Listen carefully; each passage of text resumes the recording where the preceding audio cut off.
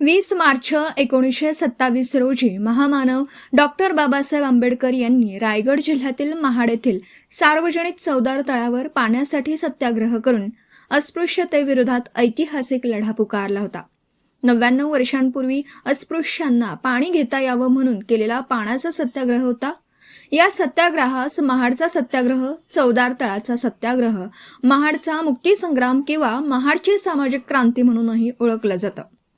महामानव डॉक्टर बाबासाहेब आंबेडकरांच्या पदस्पर्शाने पावन झालेल्या या क्रांतीभूमीला अभिवादन करण्यासाठी राज्य व देशाच्या कानाकोपऱ्यातून लाखो भीमानुयायी दाखल झाले आहेत.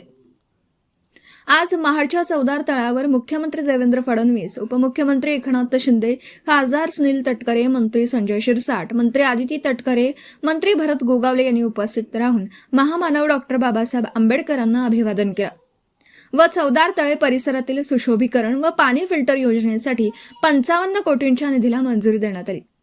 या कामांचं भूमिपूजन मुख्यमंत्री देवेंद्र फडणवीस व मान्यवरांच्या उपस्थितीत करण्यात आलं.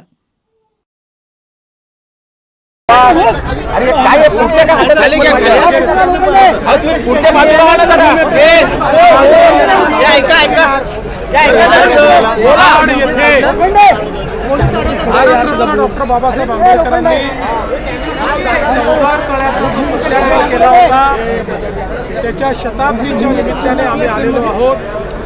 भारतरत्न डॉक्टर बाबासाहेब आंबेडकरांना वंदन करून चौदार तळ्याच्या सुशोभीकरणाच्या आणि तिथे विविध गोष्टी उभारण्याच्या संदर्भात जो आराखडा तयार केलेला आहे त्याचं भूमिपूजन केलेलं आहे. हा अत्यंत महत्त्वाचा दिवस आहे, कारण भारताच्या इतिहासामध्ये चौदार तळ्याचा सत्याग्रह हा समतेच्या कडे भारताला नेणारा अशा प्रकारचा सत्याग्रह राहिलाय. मानवतेच्या दृष्टीनं जेव्हा मानवाला मानव मानायला तयार नव्हता त्यावेळेस मानवतेची जाणीव करून देणारा अशा प्रकारचा सत्याग्रह आहे.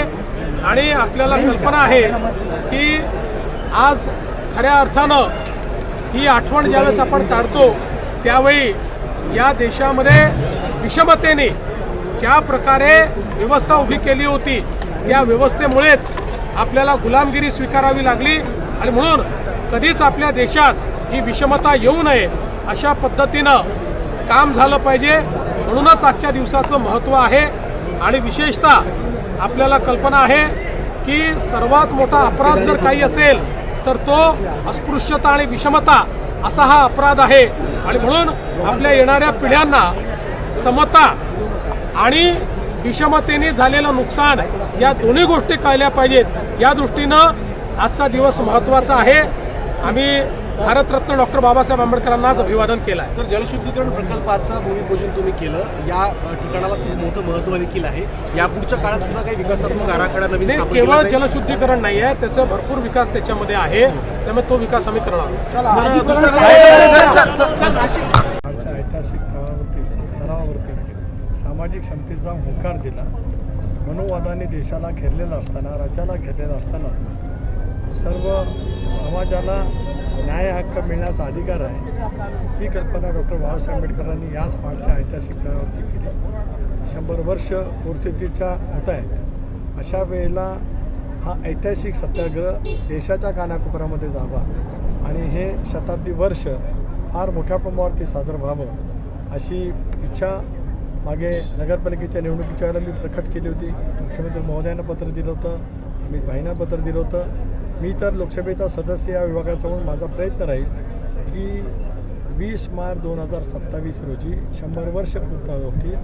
त्यावेळेला संविधान ज्या देशाला मिळालं, संसदीय लोकशाही प्रणाली व्यवस्था ज्या देशाला भारतरत्न डॉक्टर बाबासाहेब आंबेडकरांनी दिली, अशा या 20 मार्च 2027 रोजी गौरवशाली भारताचे पंतप्रधान नरेंद्र मोदी साहेब यांनी या ऐतिहासिक क्षणाचं साक्षीदार व्हावं अशी विनंती पुढच्या आठवड्यात ज्यावेळेला मी लोकसभेच्या अधिवेशनाला जाईल त्यावेळेला पंतप्रधान महोदयांना करणार आहे.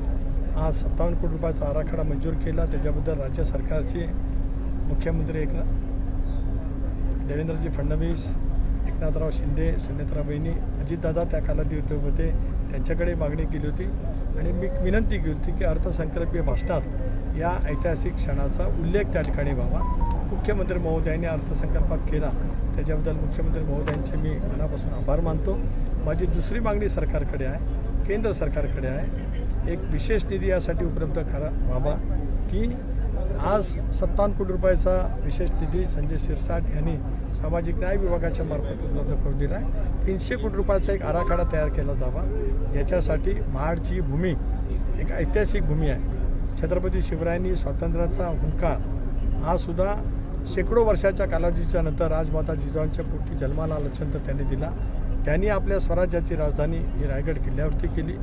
तो ऐतिहासिक ही भूमी, सामाजिक समतेची ही भूमी, या भूमीमध्ये सुद्धा 300 कोटी रुपयाचा वेगळा नियतव्यय उपलब्ध करत त्याच्यातून महाड शहर त्याच्यातल्या ज्या काही गरजा आहेत त्या भागवण्याच्या दृष्टीकोनातून एक उत्तम आराखडा तयार केला जावा अशी मागणी मी भारत सरकारकडे सुद्धा यापूर्वी केली. आता हे पुन्हा पाठपुरावा करेन. राज्य सरकारकडे सुद्धा पुढच्या कालावधीमध्ये करेन.